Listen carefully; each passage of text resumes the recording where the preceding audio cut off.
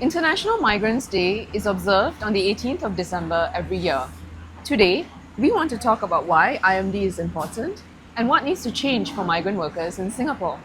Hi everyone, welcome back to another edition of Kopi Sessions.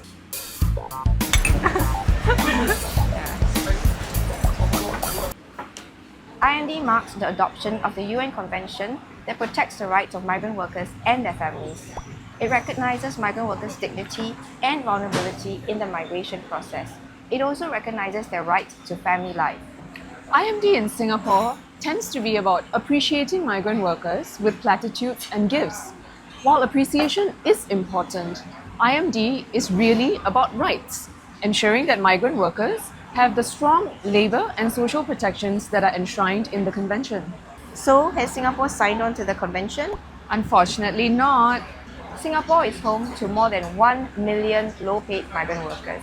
Yet many protections that many of us take for granted do not apply to them. Domestic workers are excluded from Singapore's Employment Act, which is our main labour law. This means there are no limits to their working hours, no overtime pay, and no annual leave. While Singapore has introduced a mandatory monthly rest day, many domestic workers struggle to take a full, uninterrupted day off. We assisted a domestic worker whose workload on her rest day was the same as that of her regular working days, but she was not paid. For most migrant workers, changing employers is extremely difficult, even when they are facing abuse, unpaid wages, or unsafe conditions. This is because workers need their employer's permission to change jobs.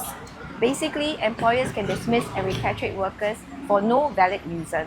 This keeps workers dependent, afraid to speak up, and vulnerable to exploitation. International standards are clear.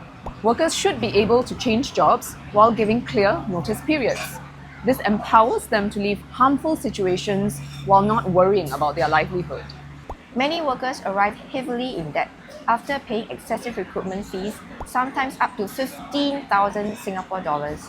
This leaves them in months, sometimes years of financial bondage and makes them especially vulnerable to abuse. Many workers that we assist at our help desk end up with salaries and working conditions that were far from what they were initially promised.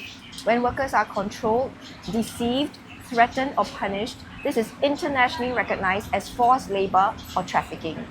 Yet, our laws fall short of international standards. They do not protect victims from being criminalized for offenses that they may have committed while they were being deceived. Meanwhile, we continue to see migrant workers transported unsafely on the back of lorries, exposed to injury and death. Just this time last year, around IMD, 2 migrant workers died while being transported on the back of lorries. When will this practice end? So yes, let's continue to recognize the contributions of migrant workers, which are considerable.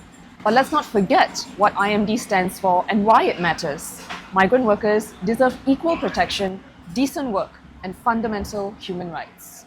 These are our policy recommendations.